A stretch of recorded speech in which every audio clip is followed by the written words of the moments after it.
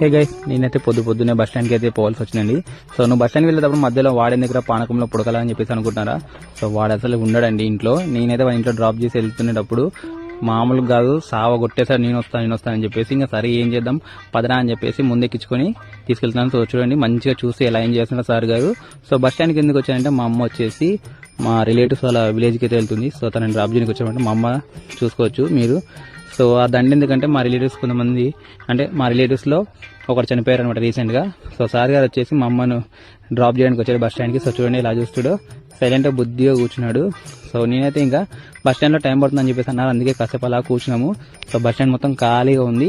So sir గారు వచ్చేసి చూస్తూ కూర్చున్నారు అనమాట, ఎందుకంటే కొత్త ప్లేస్ కదా. సో వాడికి ఎప్పుడు బయటికి ఎక్కువ తీసుకున్నాను. సో మంచిగా సైలెంట్గా కూర్చొని ఎంజాయ్ చేస్తున్నాడు. ఇంకెలా కాదని చెప్పేసి పైకి ఎక్కి కూర్చోరని చెప్పాను.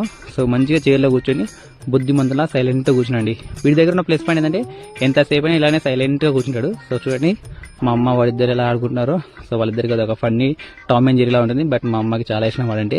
ఇంకా ఫైనల్గా మా అమ్మ అయితే బస్ అయితే వచ్చిందని చెప్పేసి వెళ్తుంది. సో అక్కడ గ్రీన్ కలర్ శారీ కనిపిస్తుందా, సో తనే మా అమ్మ. సో మా అమ్మ వచ్చేసి ఇంకా బస్ స్టాండ్లో ఇంకా బస్ అయితే వచ్చేసింది కాబట్టి తనని డ్రాప్ చేసి వెళ్దాం పారా అని చెప్పేసి అన్నాను. సో సార్ గారు చూడండి ఇంకా వచ్చిన పని అయిపోయిందని చెప్పేసి పెద్దరాయుడు గారు వచ్చారుగా డ్రాప్ చేయడానికి మా అమ్మని. సో పని అయిపోయింది ఇంటికి వెళ్దాం పారా అని చెప్పేసి ఇంకా పరిగెత్తున్నాడు. సో ఇది గైస్ ఈ వీడియో నచ్చితే లైక్ చేయండి.